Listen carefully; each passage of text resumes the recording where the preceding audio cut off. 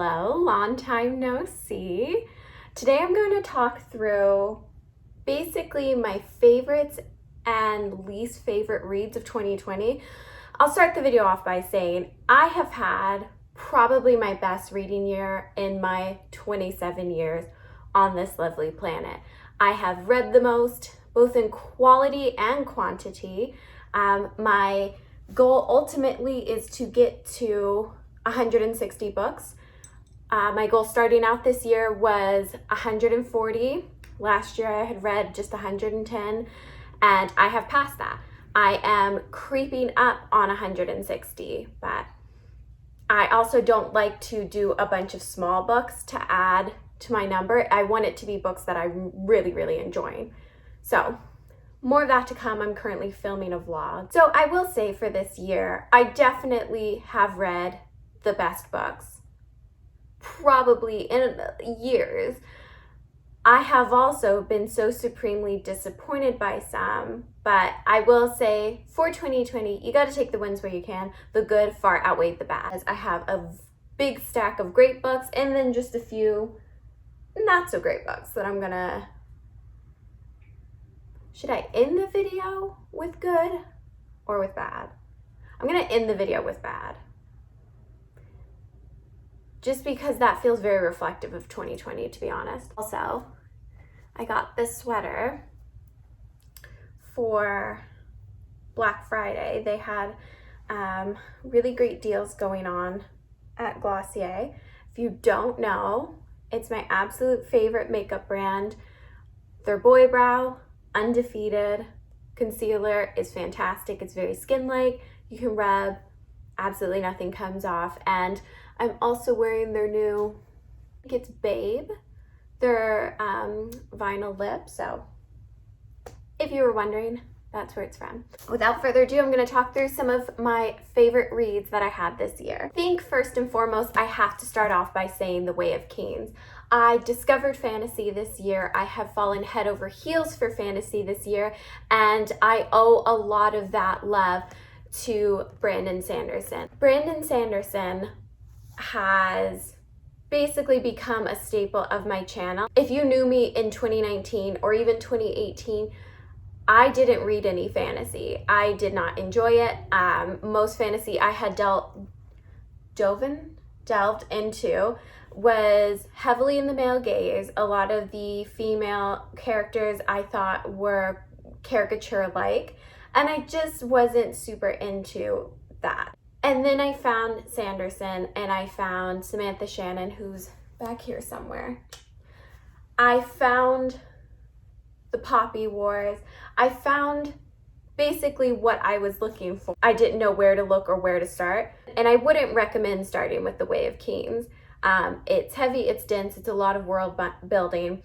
There is info dumping, not to a crazy extent, but just the nature of book one being over 1,000 pages, there is going to be certain sections that are quite slow. It's book one, to be expected in high fantasy. But in saying that, I think it was the perfect place to start for me. I discovered The Way of Kings during a shutdown. During the shutdown we were in, when the whole world had shut down, and it really came into my life in the perfect time, giving me a great escape, a lengthy escape, and for that, it's going to remain one of my favorites, probably for years to come. And if you know me, my favorites, my top fives are always changing, but I foresee this staying on there for a long time. And also, I just love Brandon Sanderson, so we have to be thankful for that. 7 minutes in, I've only talked about one book, so I gotta go faster. One of my other favorite reads for this year was Homebody by Rupi Kaur. She's one of my favorite poets. I pre-ordered this one so I could get it signed, and I did, and I'm happy. I ate it up in a day, and I have slowly begun to reread and pick through my favorites again. It's beautiful. She's successful for a reason. It's lovely. I tried to get some of her merchandise when it dropped. With Homebody, she released a clothing line for Homebody, but they all sold out immediately, as to be expected. So I'm left with a signed copy, and I consider that a win. Next on the docket, I have The Prodigal Son by John Patrick Stanley. I really enjoyed this. This is a play. I marked it all up with these beautiful, beautiful quotes. I really fell head over heels for our main character, Jim. It is about a young man who is kind of flailing in his life. He's unsure of where he's going to be 5 years from now, 2 years from now, 1 year from now. He wants greatness. He believes he deserves greatness. What it means to be a teenager is really encapsulated quite nice with this play. I would definitely recommend. It's just beautiful. It's so beautiful. All right, next is going to be kind of a weird one. I was basically going through my shelves for this video, and I saw this book, and immediately, like a flashback, I remembered how much I loved it and how weird it was. Also, I just remembered another favorite of mine, so I have to grab that now. Drop. Diary of an Oxygen Thief by an anonymous writer. So this is not a book I would recommend for everyone. It is very weird. It is offensive and derogatory and borderline sociopathic, but it's so good. It is so weird. On the back it says, hurt people hurt people. Say Holden Caulfield was an alcoholic and Lolita was a photographer's assistant, and somehow they met in Bright Lights big city. He's blinded by love, she by ambition. Diary of an Oxygen Thief is honest, hilarious, and a heart-rending novel, but above all, a very realistic account of what we do to each other and what we allow to have done to us. And honestly, I don't even know if that's a good summary. So I don't know what I'm trying to say in this. I wouldn't recommend it for everyone. If you like weird, obscure, offensive, strange, very quick reads, then I would recommend this.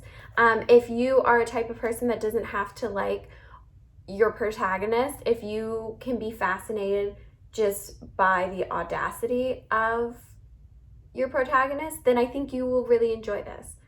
And I would recommend. I have to go grab that other one. It's Bunny by Mona Awad. I love it. I've spoken ad nauseum about it on my channel.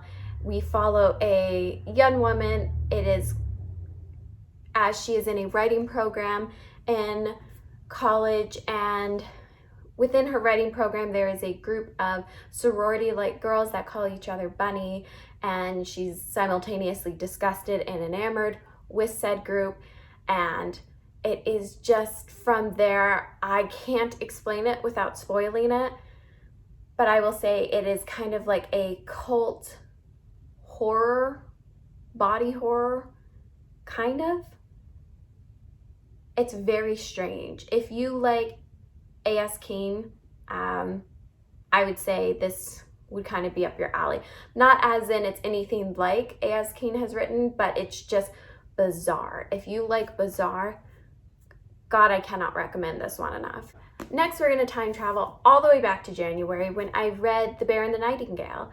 I loved this trilogy. It was perfect.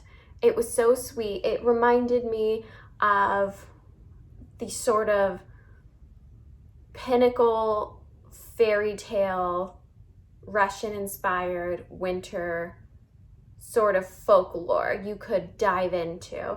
I live in Canada, so we have quite the winters, and this was just a wonderful way to kind of reintroduce the cold season. I wanted to do my favorite last, but I think it might be a tie for these last two, to be perfectly honest. So I'm just gonna do them, and they're gonna tie for the #1 spot. First, we have The Girl with the Latin Voice by Abi Dare. This is a surprise to no one. I'm not gonna go into it too much because I feel like I've gushed enough on this channel. He essentially goes from being a daughter with very little power to a wife with very little power to a servant in a house, again, with little power. And through that, listening to her story and finding her voice and seeking education, which is a power of sorts. It is just a very powerful and beautiful story.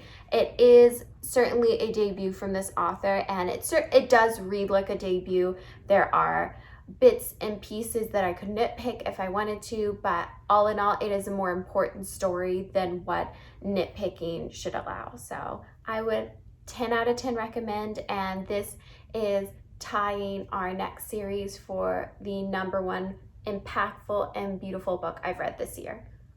It was gorgeous, and again, the cover is just something magical. Alrighty, I think this is going to be a surprise for most people, and I will say it was only in the last maybe month that this book shot its way to #1, or this series, I should say. So without further ado, my favorite series of the year was the Poppy War trilogy. And I think this is interesting for a couple of reasons. If you know me, you know I don't really like gore. I'm not super interested in military. I am a new lover of fantasy. So by all accounts, this really should not make it as my #1, let alone my top 10 for the year. And yet here it stands, because this book did a number of things beautifully, and we're gonna go over them. I need to stop saying this book. This is a trilogy as a whole. It's taking the #1 spot. But I'm going to hold up The Burning God because I just read it. So when we start off the book, when we start off the series, it does a lot of things right. We are introduced to our character from the very start. She's at Dog Bottom, and we follow her as she makes her way into an acclaimed military academy. I love reading about studying. I love reading academic settings. It's a surefire way to my heart. And then part 2 of the Poppy War, there is an abrupt change, and we are no longer in the school setting. We are thrown headfirst into a militaristic, in-combat setting. And that change was so shocking to me, as I had not really read reviews or watched videos on reviews, and I think it took until book 2 for that shock to wear off. I was so taken aback by the gore and the visceral writing that R.F. Kuang was able to put into pages and therefore into our heads, that I was just in an utter state of shock. I didn't know what to think after the first one. I didn't know if I loved it. I didn't know if I hated it. I was just sort of numb. But if you know me, I always have to finish a series if I started it. So I carried on to book 2, and in book 2, I was able to kind of come more into comfort with the story and the setting and where we were going from there. And I think that was done intentionally. The stark contrast we were able to experience with our main protagonist, Rin, it highlighted sort of the shock and numb you can feel while experiencing war. She did that on a very, very minute scale in this book for us readers. So by book 2, I was well into it. The Dragon Republic really had me feeling a lot of ways. The way book 2 ended actually made me gasp out loud. I didn't know what was going on. And thankfully, I had pre-ordered The Burning God, so I really didn't have to wait too long. I had to wait about 3 weeks before this came in, and I read it right away, and it ended in such a beautiful and painful way. It had me in absolute bits for probably a good 30 minutes. I was crying. It was so good. I will say the ending, it wasn't, I know a lot of people said they were quite shocked with the ending. I felt like it ended exactly how it needed to and exactly how I kind of expected it to. It didn't make the end any less painful or upsetting. I can really respect when a writer doesn't try and just do like a just for the sake of it kind of twist and gives us a justified ending and that speaks a lot to this trilogy, that I don't think it was with a lot of twists and turns besides the end of the second book. I did not see that coming. It was just historically accurate and important, and the way R.F. Kuang dealt with colonization, fictional, although very clearly heavily inspired by history, the way she dealt with colonization was also so impactful. The lens in which it was told through was so brutal and fair to maybe who didn't land on the more powerful side of history. And it was just so well done. And even if you don't like gore, even if you are a bit of a wimp like I am, I really do suggest these because I think it did so much right.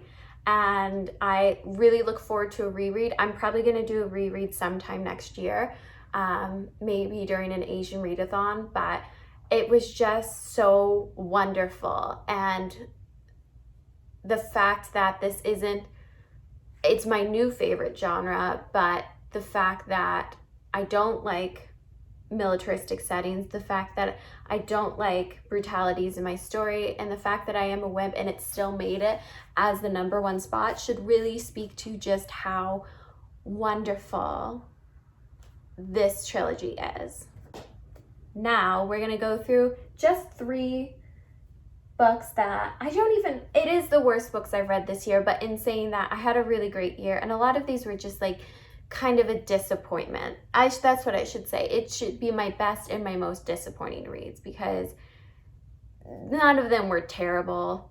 My more terrible ones I've already donated. I don't even keep them on my shelves. These were just more disappointing ones, I should say. So without further ado, there's only 3, and we're gonna knock them out one after the other real quick. So the first one is The Oriental Express by Agatha Christie. I read this thinking I was going to watch the movie, but then I just, as what often happens with myself, I just don't, after reading the book, I'm just not interested in the movie. So this book did a lot of things right, but it is certainly a reflection of its time. It did a lot of things wrong. Mostly that this built up as a great murder mystery just falls flat for me. It just ain't it. And that is for a lot of reasons, but mostly because it is a staple of its time. So a lot of the kind of deductions that this detective makes has to do with the fact that he's kind of racist and super chauvinistic. And by kind of racist, I mean super racist. So like a lot of his deductions would be, it was a stabbing, so it couldn't be a woman. It was a stabbing, so it couldn't be a Dutch person, or, insert whatever. And it just like doesn't make sense. I'm sure for the time, everybody was reading this Agatha Christie novel and going, oh my God, what? Like it's, holy shit, how did he deduct that? Oh, right, because it's a woman. She couldn't possibly stab someone. Which, like, as we have learned, not the case. But I think that is probably the biggest fault in this novel is Agatha Christie's, both her writing style, but her conception of this detective was limited by its racial stereotypes and chauvinistic preambles. So, not the book for me. I even hesitate to say I understand why it is so famous, because I can recognize it the time it was written, so I can understand why it was so popular back then. 100% absolutely. But I don't understand how it is so acclaimed now. Next on the list, I am going to pick out Where the Crawdad Sings by Delia Owens. I don't know. So this was one, again, it wasn't a bad one. Actually, that one I would say was more bad. This, I would say it was just disappointing. Everybody was talking about it. Everybody and their grandmother was talking about it. I actually kind of know that my mom got me this book for Christmas. It's sitting there wrapped, but I'm pretty sure she got it for me because I think she accidentally sent me a screenshot of what the present was. So I feel bad for putting this on the list. in saying that, it has to go on because it was so hyped, and I did not necessarily connect with the story that way. It has to go on my most disappointing. I loved the setting of the book, it taking place on the bayous, us following the marsh girl. I loved a lot of what it did, but a lot of what it did also was just not for me. I wasn't into the love story aspect. I wasn't into neither of the male characters. If this was a book solely about Kaya, I'm surprised. I remember that. I read this in like, I want to say March. Unsure. But if this was just a book about our marsh girl living on the bayous, painting pictures of plants and talking about them, I probably would have liked this book a lot more. It was kind of the other 50% of the story that I just didn't care about. I just wasn't interested in the male protagonists. I just didn't like them. So if there's a fault in this book, that's probably it. The last one on my list would have to be To Sleep in a Sea of Stars by Christopher Paolini. So again, this isn't a bad book, and I haven't finished this actually. I'm still 110 pages in. The reason this book is on here is because, one, I loved Eragon, but also I can recognize I haven't reread it in a long time, so I may have an idealized version of Eragon. I was so excited to read something else from Christopher Paolini. A lot of what I remember not liking about Eragon, I think really I gave a lot of leeway because he was a kid when he wrote it. So when he came out with this, I was so excited to delve right back into his writing and see how he has progressed as a writer. There's a couple of factors of why I may not have enjoyed this. I haven't DNF'd it yet though. I'm not that. I just have taken a 3-month break on it. So a couple of things. One, it's science fiction. Science fiction is obviously not my strongest genre. I've read some works in science fiction. I've liked some works in science fiction, but it is certainly a pick and choose kind of genre. It's not something that I am consistently reading and consistently enjoy. So that could be one. Number two, I did not like the beginning. And I don't mean like the, it's not a spoiler, but if I'm going to hold up my hand because I'm going to talk about the beginning and something does happen. So if you don't want to listen to it, skip until my hand is gone. I didn't like the ending, and not the point that a lot of people talk about. I didn't like the kind of whimsical beginning of scientists partying and woo, and then her tripping and falling into a virus and everybody dying. I liked the tripping and falling into a virus and everybody dying. What I found a little bit hollow was the characters, the kind of group of friends at the beginning. I just didn't find them super intriguing. I didn't really connect with any of them. I haven't connected with our main character 100 pages in. To me, that's a red flag. And it's sort of the similar feeling I had to House of Earth and Blood, which isn't even on this list because my expectations were too low. Even though it fell below my expectations, I didn't have high ones to begin with. So it can't be that much of a disappointment. But in the same vein of everybody dying in the first 80 pages, I wasn't connected enough to the characters to really care. So it mostly just felt like, thin the herd, we all gotta go sometime. And that's not how you wanna feel with these characters. You wanna be connected with your protagonist. You want to feel what she's feeling. So instead, I was just like, my eyes were glazing over, and I think it almost felt like it was relying on shock value to keep me reading. And for a book this big, that's not gonna work for me because shock value wears off pretty quickly after the first shocking thing. So welcome back if you skip through. I guess that's basically the biggest bones of contentions I've had. I'm going to keep trying to read it, but I will say I was so disappointed with this book that it put me into about a 2-week reading slump. I just was not interested in reading anything. And if you know me, how much I read, I don't watch a lot of TV, I don't really watch movies. All I do for fun is play with animals and read. So for it to put me into a reading slump, it did something really wrong, and it didn't do something wrong, but it was just not for me. I am going to give it another go, probably in a more low-key way, keep picking away at it, because I know sometimes books can pick up like halfway through, and maybe that'll be the case for this one. So I'll just pick away at it. It's not going to be my main focus for 2021.